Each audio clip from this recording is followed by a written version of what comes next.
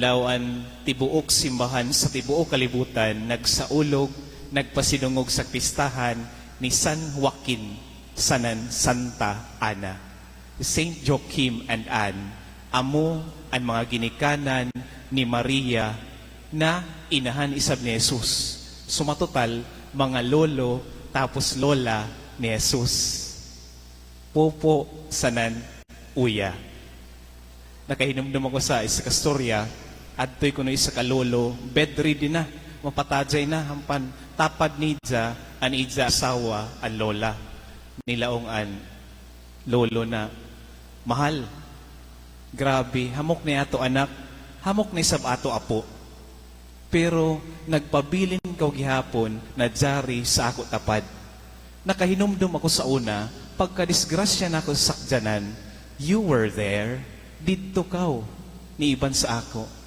Nakahinumdum ako, ato nahuyog ako sa hagdanan, na bali an ako isa katiil, dito gihapon kaw, you were there, and now that I am bedridden, na naghigda na ako sa banig, jari gihapon kaw, diyan asawa, ang lola, grabe na, tuwaw-tuwaw na, pahid-pahid sa ija, bana, katuwaw na, bagay, grabe ka-touching.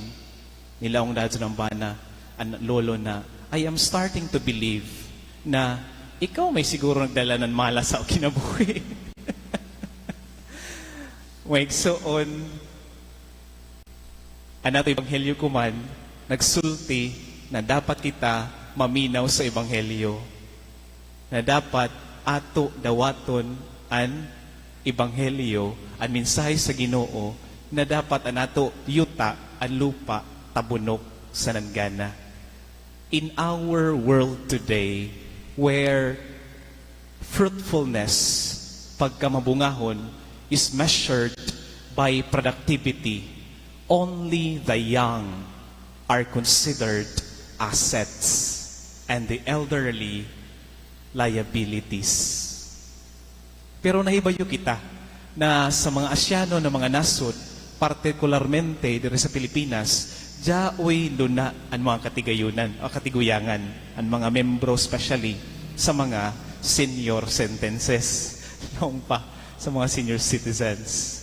Nakahinumdum ako sa una, nagdako ako na si mama nagtrabaho sa Manila, an ako uya sa nanpupo, amoy pirmi magdisiplina sa simba na.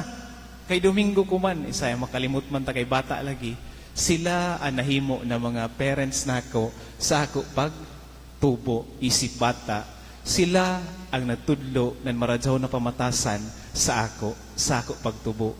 Ug di ba, ingani man sab ang role ng mga katiguyangan, they are signposts.